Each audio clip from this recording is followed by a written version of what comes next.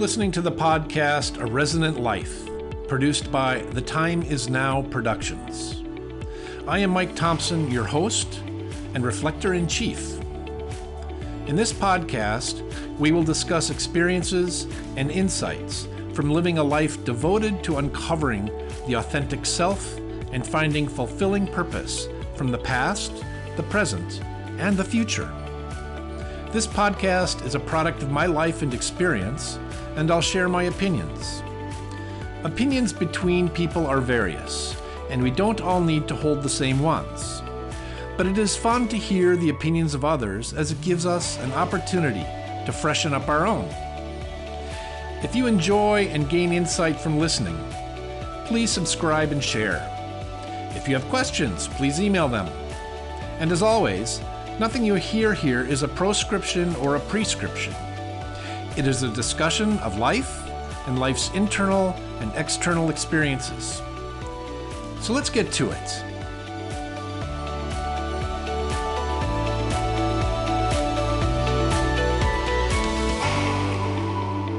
And welcome. Welcome back. Thank you for listening and joining me today. And a special hello and welcome to those joining for the first time. I'm so happy that we're all together to work on this project of the authentic self and cultivating abiding happiness in our lives and the lives of those around us. So let's jump right in. A few weeks ago, I was riding the bus in the early part of the morning, that early part of rush hour when there isn't a lot of traffic. But the traffic that there is all seems to be going a little too fast, very rush and impatient. Got to get where we're going. So there I am, riding the bus as I typically did this summer on Tuesdays, feeling a bit drowsy, but still trying to do some quiet meditation and contemplation and thinking about what I was going to be doing later. But really, I was more fighting off drowsiness, to be honest. Drowsiness was winning, most definitely. So there I was sort of in this state, but suddenly the bus, which wasn't going fast at all, the bus veered hard while braking and laying on the horn. And needless to say, my drowsiness was gone, and so was any meditation I had going. And of course, like everyone on the bus, we all kind of looked out the window. We all clamored to have a look to see what caused the driver to brake and veer and honk. It was kind of a jarring experience.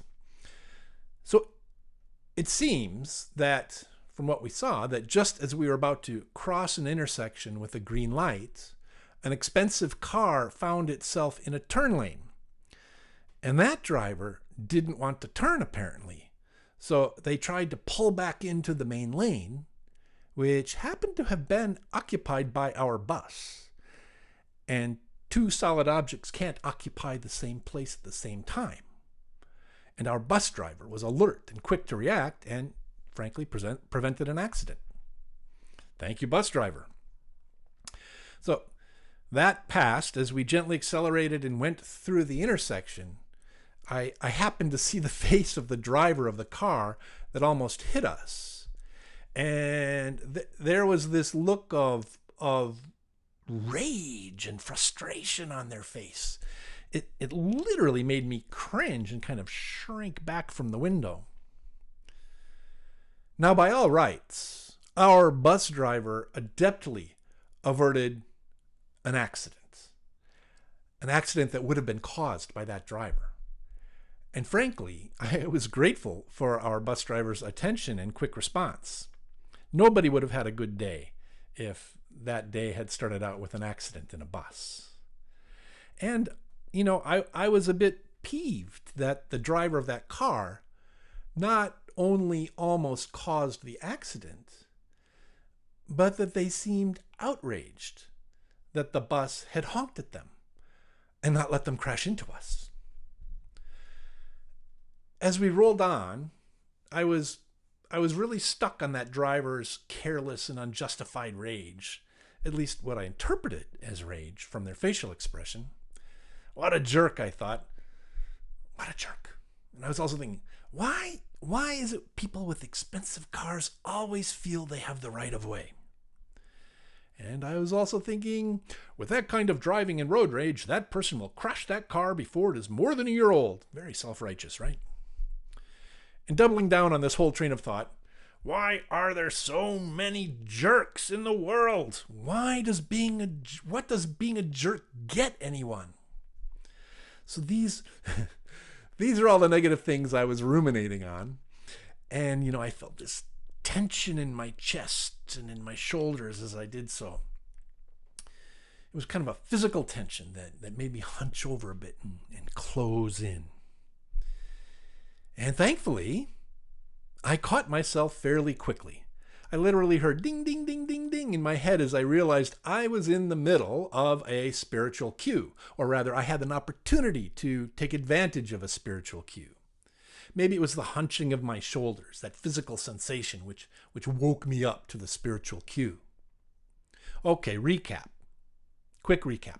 Remember, spiritual cues are those moments in our lives when we catch ourselves in negative frames of mind, and then we use those moments, rather than riding them out and being the victim of them, being the passenger, we use those moments to take agency, to take control, and to uncover the role our egos play to create and perpetuate those states. And having uncovered that, we then consciously turn those negative states of mind into positive ones. States of mind of help and altruism, rather than irritation, anger, aversion, even revenge. So here it was, my spiritual cue. My mind was sitting in a negative state. I was brooding on the action and the reaction of that driver who almost caused the accident. My body was tensed up with the negative mindset. Doing a mental inventory of all this, I realized I was attached to the negativity of the situation.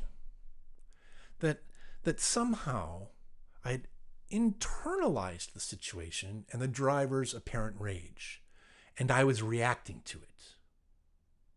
I had taken an external incident and internalized it. From my ego's perspective, the driver of the car was enraged with me, and I was reacting to that emotion, which I only presumed and assumed they felt. I can't know what they were really feeling. I'm not a mind reader. I was basically just going off of visual cues, and my ego made all kinds of assumptions and decisions based on that, and attached rage to that. And then I felt it personally and reacted to it. Okay, so back to our bus ride. The bus is still rolling on, and just as I started to contemplate turning those negative emotions to positive ones and kind of releasing the attachment to all this, the bus stopped at the next bus stop. No problem, right? No problem. But there was a parked car sort of blocking the stop. So the bus had to stop diagonally, and this effectively blocked all the traffic behind the bus. So no cars could get around and go past. And of course, it was a crowded bus stop. And of course, there were a lot of tourists, bless them, who didn't know how to pay the fare, how much to pay, etc. It was taking a long time. And sure as anything, this situation became dramatic. All these cars stacking up behind us. One of them, a car behind us, they laid on their horn, honking and honking and honking. And then just one long honk. And then short ones again, beep, beep, beep, beep. I swear, it must have gone on for at least a couple of minutes. It seems like hours, but a couple of minutes is a pretty long time to sit there and have to listen to honking.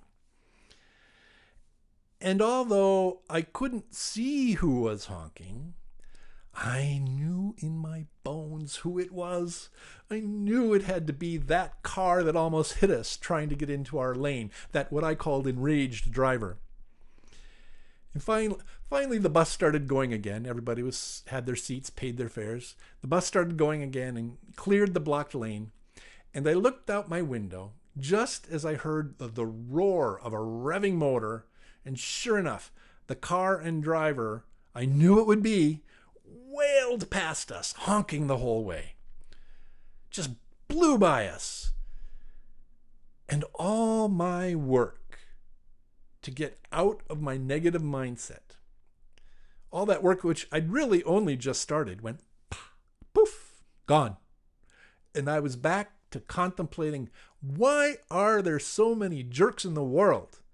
And how is it the misery jerks cause must be just a fragment of the misery they feel, etc., etc., etc., projection, projection, projection. And of course, all of this line of thinking is my own baseless projection onto them, onto the jerks of the world. Frankly, that line of thought does have a certain gratification to it, doesn't it? But as gratifying as it is, it isn't the way to move positively forward. So as the bus rolled on and the offending car and its driver were long gone, I had to laugh to myself with a bit of a sense of gratitude. The extra chapter to this experience was helping me to get deeper insight into, I don't know, what do we call it? Jerkery? Assholery? Well, let's keep this G-rated. Let's stick with jerkery. So I was getting some help, getting deeper insight into jerkery, the second part of the story. I guess this experience was sort of essentially a random act of jerkery. And the nature of random acts of jerkery is they're like a toxic spill of negative emotions. Jerkery creates negative reactions and emotions in others. The image that comes to mind is of a person aggressively and even violently pushing and elbowing through a crowd and leaving bruises and squished toes and upset in their wake. Screaming babies, spilled drinks. But while that person elbowing through is focused on their goal and getting there, they are leaving a wake of pain and upset behind them, and they are willfully ignorant of it. That wake is the toxic spill of negative emotions, the toxic spill of jerkery. And what are the emotions that come up when we encounter a jerk? When we're swept up in the wake of jerkery? Those emotions: outrage, anger, wanting revenge or comeuppance, schadenfreude. And it isn't fair, right? Why? And why me? I didn't deserve that.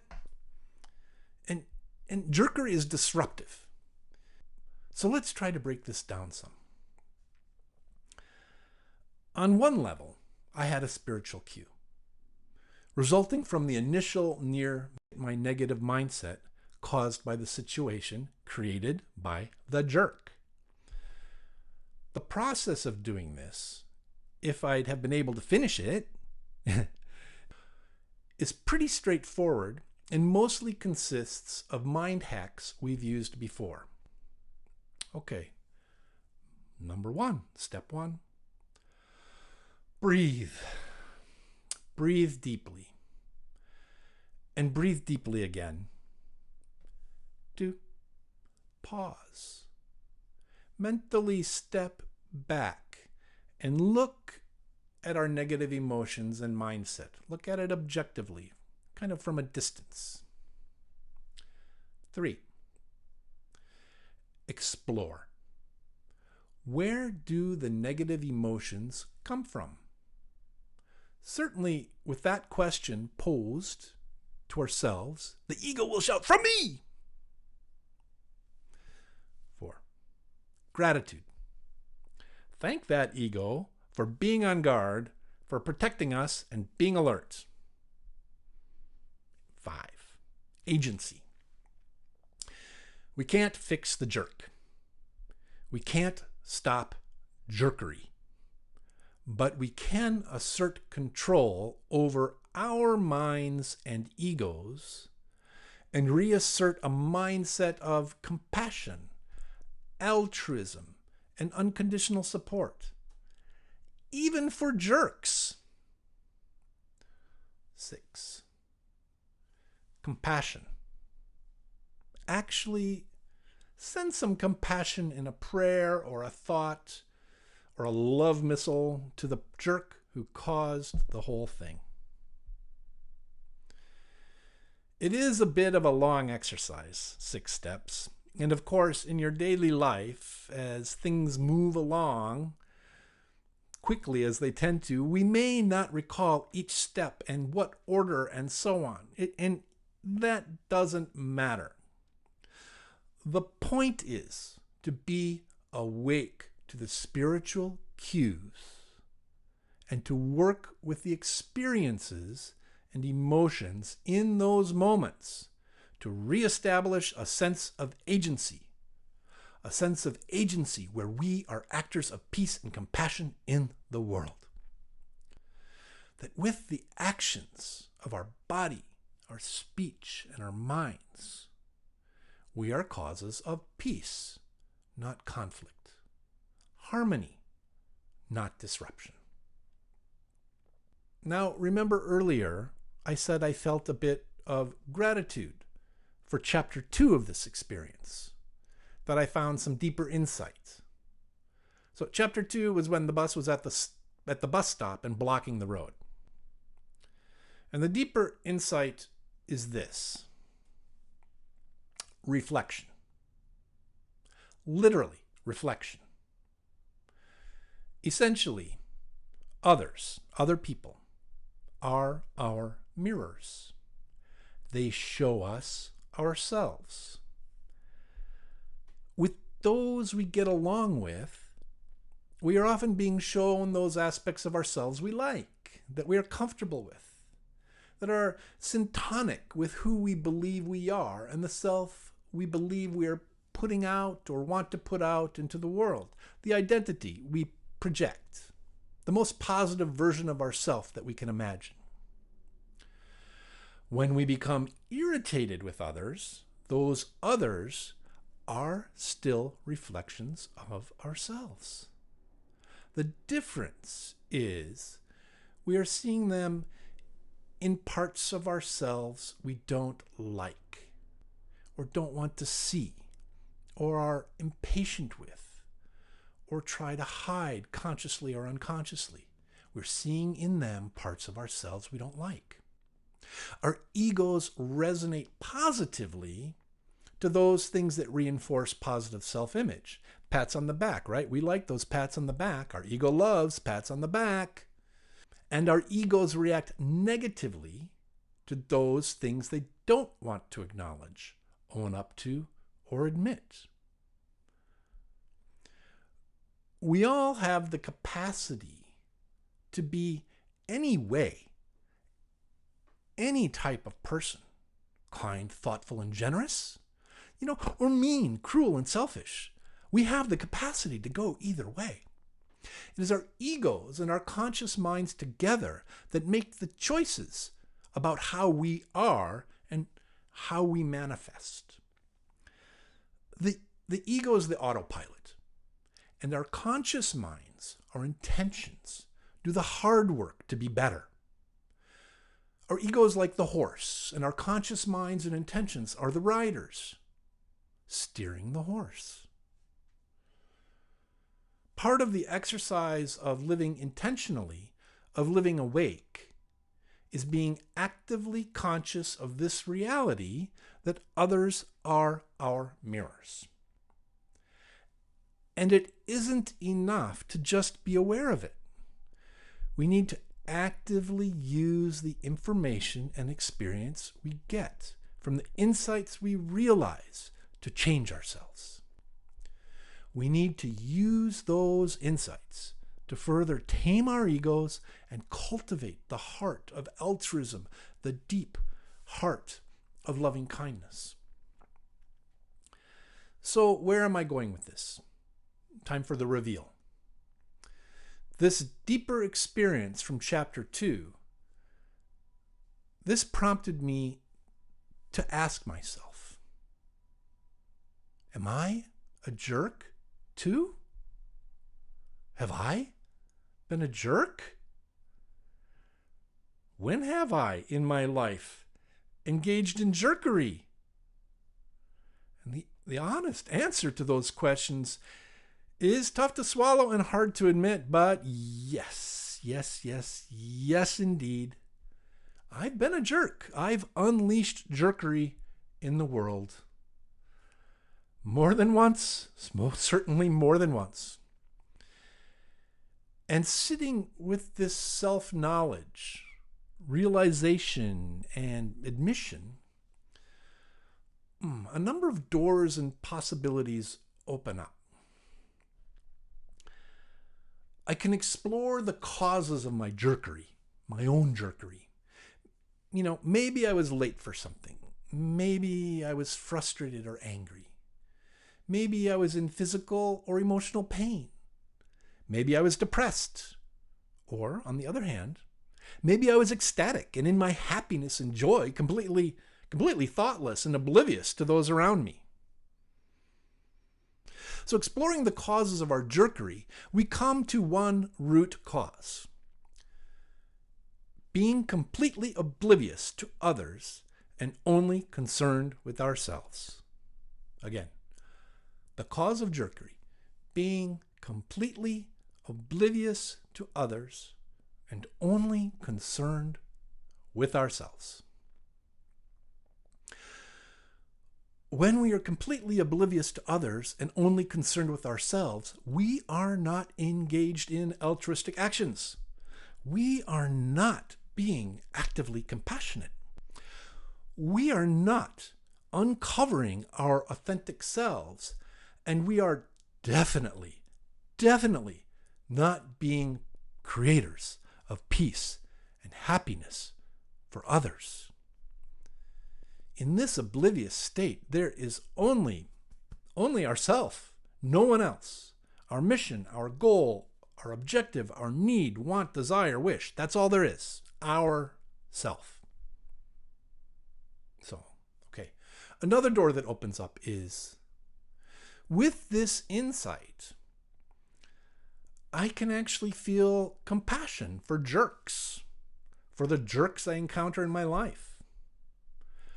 Whether they are infrequent jerks or chronic jerks or just the random jerks.